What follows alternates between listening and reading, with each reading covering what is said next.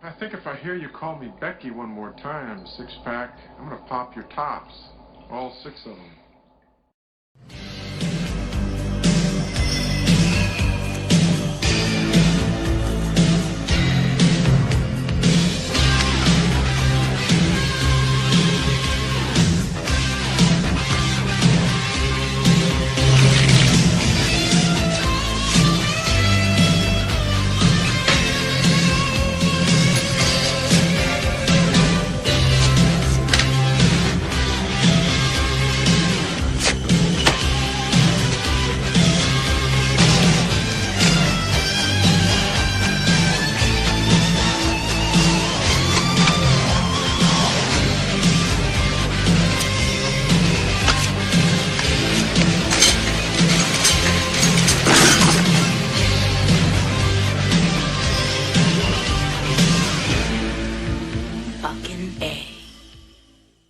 Hey, this is Matt once again. Welcome back to another review. This is another Patreon request, this time from Paul Wilson. I want to thank you first off, Paul, for pledging to my Patreon. Really do appreciate that. And once again, to mention, for those who are ever interested, I do have a Patreon account. Feel free to pledge if you want. If not, no worries. I also have PayPal. If not, again, no worries. Believe me, I understand. But for Paul, this month he wanted to review a Monty Python and the Holy Grail. Now, I was a bit nervous rewatching this film because I saw this film once a long, long time ago. I remember not being a fan of the film at all. And while I can't say I love the film, watch it again, I didn't mind it. There were moments that I enjoyed, and then there's moments I'm like, So I'm not a big Monty Python guy. Granted, Terry Jones, who was a part of this, he recently passed away, so rest in peace to him. But yeah, maybe I didn't follow them that much, and I didn't grow up with them, and I, to be honest, haven't seen much of their stuff, so maybe it's unfair to say I'm not much into Monty Python, but of the bits I have seen throughout the years, it's like, not sure they're for me. I know this is considered like one of the best comedies of all time. No, not for me. I mean, again, there's parts I liked in this movie, but yeah, would I ever see this film again? No. I mean, when I think of comedies, for me, either slapstick like the old Three Stooges, Red Skelton, Lauren Hardy, Abbott Costello, or stoner comedies like the Cheech and Chong films, Harold and Kumar films, Friday, films with Eddie Murphy or Richard Pryor or Chris Farley or Jim Carrey like Ace Ventura. There's other comedies I enjoy more than Monty Python. I mean, the story pretty much is sort of a bunch of segments interstitched together with the kind of roundabout story is group of knights searching for the Holy Grail. King Arthur, Lancelot, things of that nature. Now, watch it again, there were moments that I found rather witty or rather funny. And that's why I watch it now. I'm like, I don't hate this film. This is not a film I'm going to be ranting on. Well, you don't want to do it because you'd be too afraid. No, if I was worried about that, I would have said, this is an A+ movie, classic. I'm like, I don't feel that way. But witty stuff I enjoyed. I enjoyed the opening where they kept having different opening credits because they kept firing people for messing up certain things. So I liked how different each opening credit was and the music. I thought that was a bit unique. I do remember this and watching it again, it did make me chuckle when you think they're riding on a horse, but it's a guy behind them clapping coconuts together. The big scene with the Black Knight where they cut off his arm is like, tis but a scratch. But your arm's off. then gets the other arm, then the leg, then the other leg, and then even though there's no arms and no legs, he still wants to fight. Definitely one of the funnier parts of the movie. Other parts I enjoyed, the animation, that, I don't know what you would call that animation. I guess it's similar to what Monty Python did in their other work. When the animation appeared from time to time, including the, what do they call it, the black beast with the bunch of eyes, and then our characters are looking at it, and then the whole thing becomes an anime scene. I thought that was a fun bit. Definitely a movie that isn't not conventional. Another funny bit was when John Cleese, he gets this note thinking that, oh, this woman is at the top of this tower and I need to rescue her.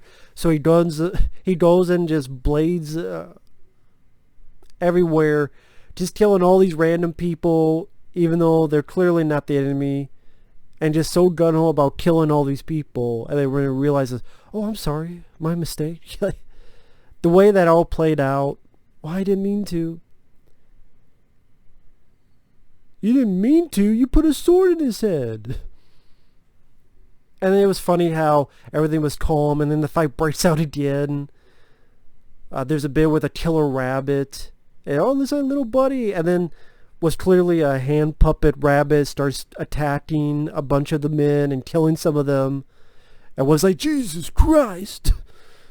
That's what I mean. Like, moments like that I thought were rather funny, or chuckle-worthy, or smirk-worthy. And I'm like, okay, you got me, movie.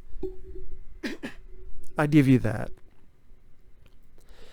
On the flip side, there were other stuff that I just didn't care for. There's this conversation early on in the film that apparently a lot of people online enjoy, but they're talking about birds, and it's one of the first scenes in the movie.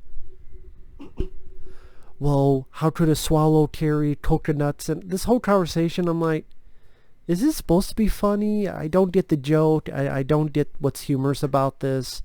It felt like it went on too long. I don't care, whatever.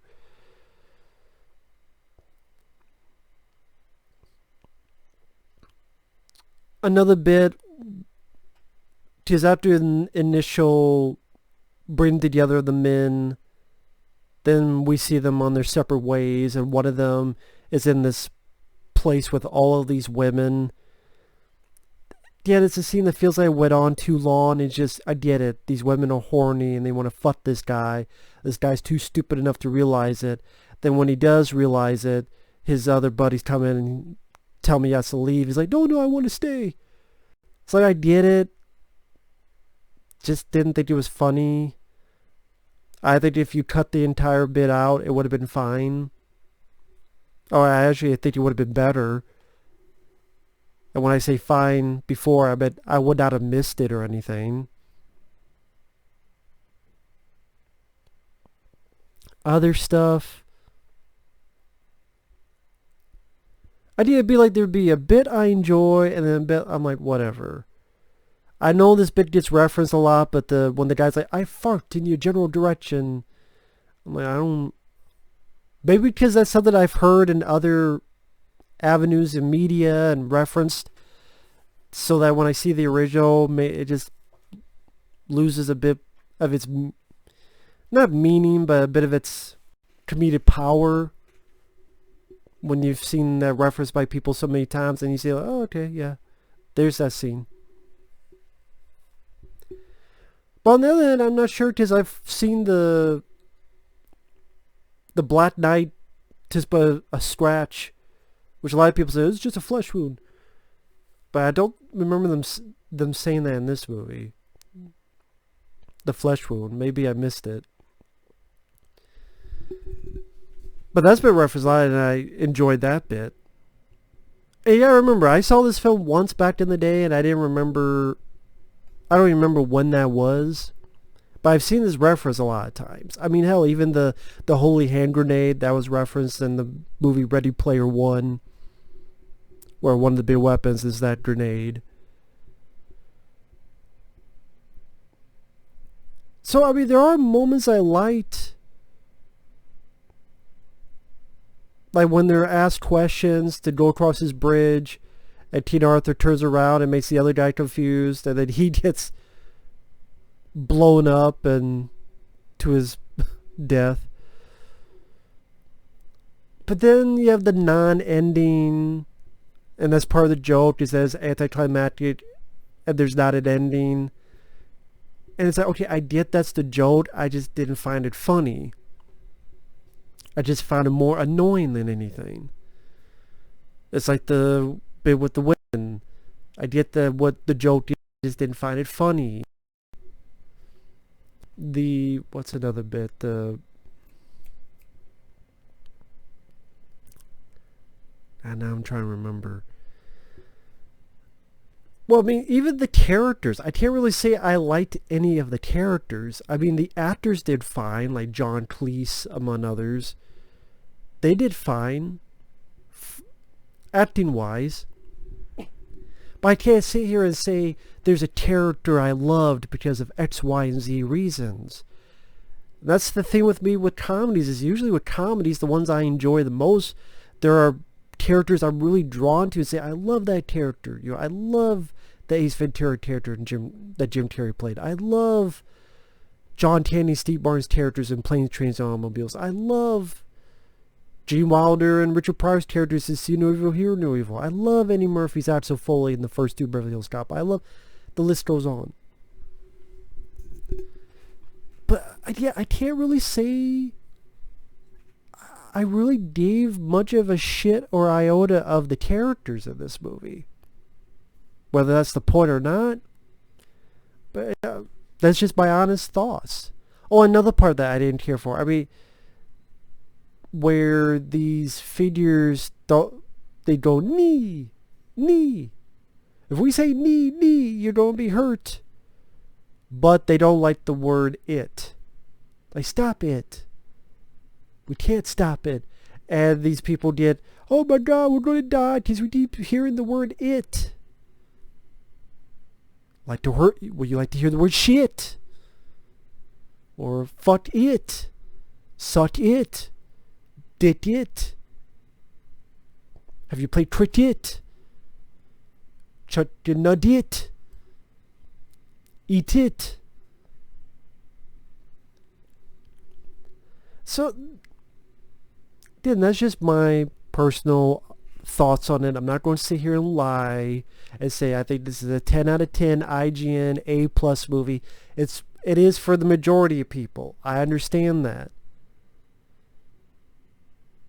I mentioned a lot of things I liked. The animation, the John Cleese killing everybody as Lancelot in that one scene in the castle, the Black Knight scene, the bridge scene where asking the questions, but the killer rabbit scene. But then there'd be moments I didn't enjoy. The opening dialogue, the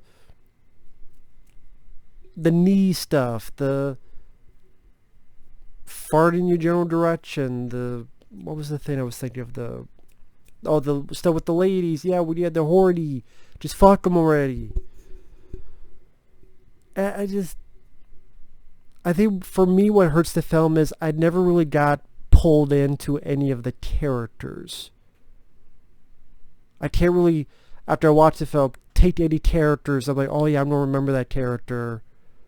Other than the Black Knight, which was a small bit, but none of the other characters I really was drawn to or cared a tremendous amount about. Maybe that doesn't make sense. I don't know how else to word it, but that's the best way I can word it.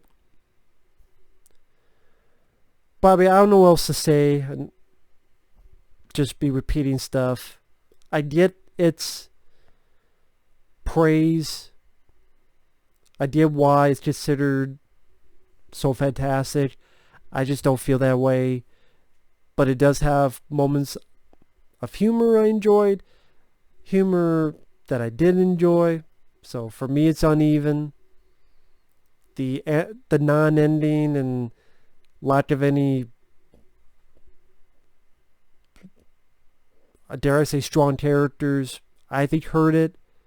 But its quirkiness offhand, what the hell's going to happen next mentality was one of his bigger strengths. So, take it for what you will. Again, don't get too mad. Don't get too angry.